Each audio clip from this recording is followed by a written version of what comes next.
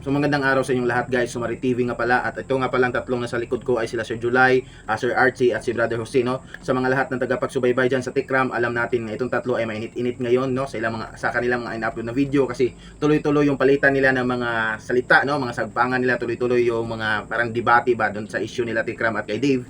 So pinanood ko yung mga video nila. So bawat video nila, hindi mawawala yung mga comment ng mga viewers or mga ayun nga, mga fans nila na totoo ba talaga kayong concern sa issue na yan or pinagkapirahan nyo lang, no? So yun yung napapansin ko sa mga comments, sa comment section, hindi mawawala. So napagtanto at napaisip ko guys nga, di kaya mas gumawa ko ng video kung magkano yung sinasahod ng tatlong ito sa YouTube sa ngayon. So ayun guys, sa video ito alamin natin kung magkano ang kinikita ng tatlong ito sa YouTube, yung estimated. So ayun guys, simulan na natin, let's.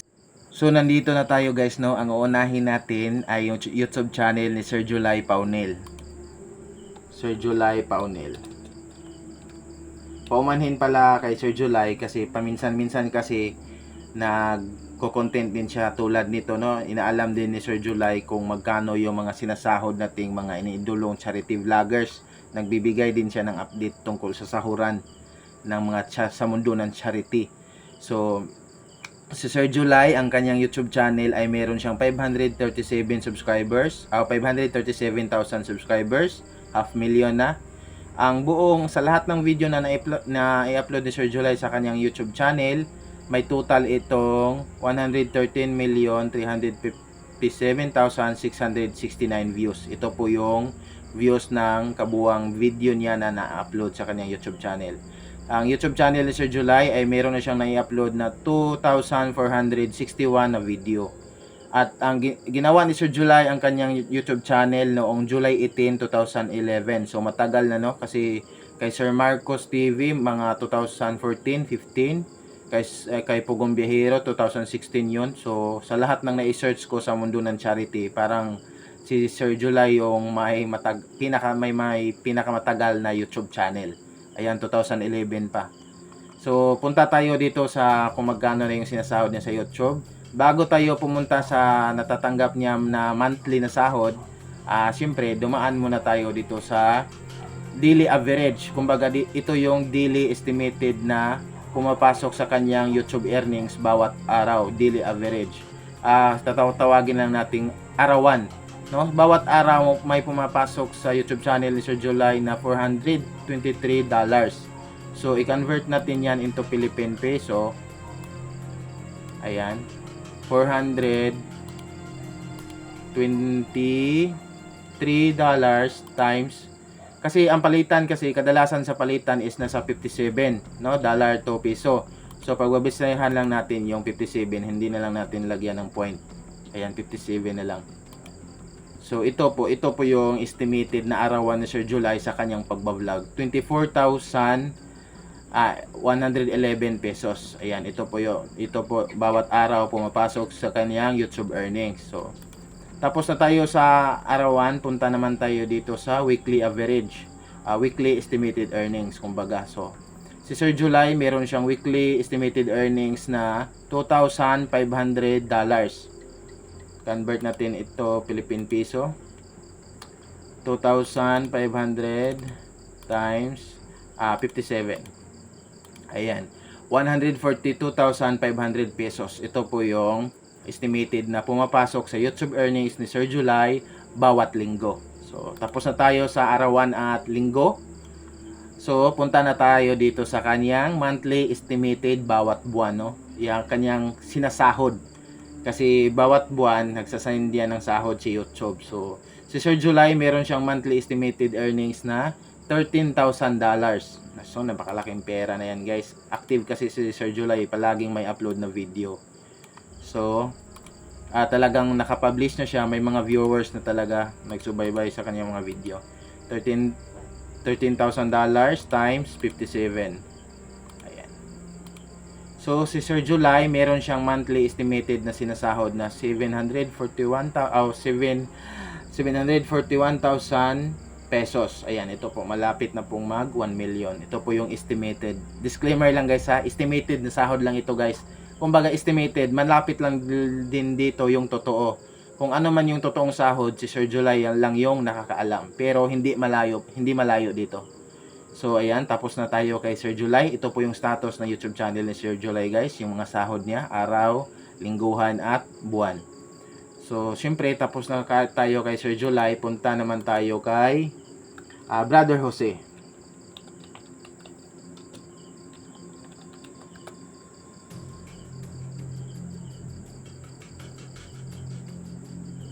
Ayan, Brother Jose. Ito yung nag-interview kay Dave. So, ang YouTube channel ni Brother Jose, sa ngayon, meron siyang 107,000 subscribers. At lahat ng video niya ay meron itong views total na 9,913,107. Si Brother Jose, meron siyang 944 na uploaded na video sa kanyang YouTube channel. At ginawa ni Brother Jose ang kanyang YouTube channel noong May 4, 2021. So, bago lang, no? 2021 pa. So, bago tayo pumunta sa monthly, syempre, daan muna tayo sa daily earnings ni Sir Jose. Si Brother Jose, meron siyang arawan na $52. So, magkano ba ang $52 into Philippine peso? Ayan, 57. So, Sir Jose, meron siyang arawan na 2,964 pesos. Ayan, ito po yung pumapasok na earnings niya sa kanyang YouTube bawat araw. So, punta naman tayo dito sa kanyang weekly na sahod na YouTube earnings. Meron siyang $663. 663 times 257 equals. So, meron si Sir Jose, mayroong pumapasok na YouTube earnings sa kanyang YouTube channel bawat linggo na 37,791 pesos. So, dahil tapos na tayo sa daily and weekly, punta naman tayo dito sa monthly estimated earnings ni Sir Jose. So, Sir Jose, meron siyang monthly estimated na $1,600. So, i-convert natin yan into Philippine peso. 1,600 times 57. So, ito po yung sinasahod ni Sir Jose bawat buwan. Estimated lang po ito guys, ulitin ko. Meron siyang sinasahod na 91,200 pesos. So, ito po yung sahod niya bawat buwan sa YouTube. So, dahil tapos na tayo kay Sir July at Brother Jose, punta naman tayo dito kay Sir Archie Hilario. Ito si Sir Archie guys, panigurado malaking sahod dito kasi nga si Sir Archie may malaking subscribers, malapit na siyang mag 1 million. Nagkainitan kasi sila ngayon guys ng pagpapasahan ng opinion tungkol doon sa issue. So, minabuti inalam ko kung magkano yung estimated na sahod nila ngayon. So, ito po si Sir Archie Hilario. Archie Hilario.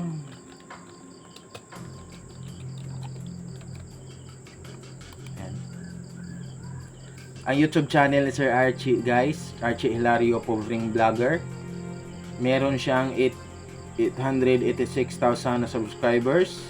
Ang kanyang lahat ng views, ng lahat ng kanyang video ay 213,843,211. Meron siyang uploaded videos na 2,554. Ginawa ni Sir Archie ang kanyang YouTube channel noong January 14, 2016.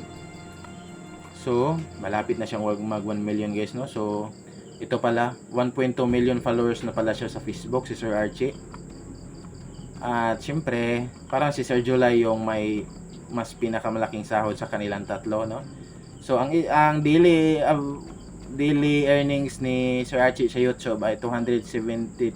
273 times 57. Ayan. Meron siyang araw si Sir Archie, meron siyang estimated na kinikita bawat araw na 15,561. Ayan, ito po. Sa isang araw lang po yan guys ha, bawat araw. So, dahil tapos na tayo sa daily, punta na naman tayo dito sa weekly. Ang lingguhan ni Sir Archie na pumapasok sa kanyang YouTube earnings ay $1,200. 1,200. times 57. Ayan. Merong si Sir Archie, merong lingguhan sahod na 68,400 pesos. So, ito, exciting part. Punta na tayo dito sa monthly or buwanang sahod ni Sir Archie. Estimated lang ito guys ha. Ulitin ko naman. Meron si Sir Archie, meron siyang monthly estimated earnings na $8,200. So, napakalaking pera din ito guys. Hindi magkalayo doon kay Sir July. Kasi si Brother Jose, ano lang siya, 93,000 ba yun? $1,000 lang yung ano niya, buwan ng sahod niya sa YouTube. So, punta kay Sir Archie, magkano? Meron siyang 467,400 pesos. Ayan. Ito po yung monthly estimated na sinasahod ni Sir Archie, no? So sa kanilang tatlo, si Sir July yung may pinakamalaking estimated na sahod galing kay YouTube. So buwan-buwan po yun guys ha, yung mga estimated na pinapakita ko, buwan-buwan po yung sinesend sa kanila kay YouTube, sinasahod nila kay YouTube. Pero hindi lang yun, kasi bawat buwan palaki ng palaki yung earnings nila, kasi nga palaki ng palaki yung YouTube channel nila. So, congrats no, lalo na kay Sir July sa kanilang tatlo. Siya yung may pinakamalaking estimated na sahod. Ulitin ko lang guys, disclaimer, estimated lang yon. Pero hindi magkalayo. Kung ano man yung totoong sinasahod nila, bawat buwan sila na lang yung nakakaalam. No? So, ayun lang guys, maraming salamat. At kung pwede, subscribe nyo itong YouTube channel ko para marami pa kayong mapanood ng mga video na katulad nito. And God bless sa inyong lahat guys, at ingat. Bye-bye.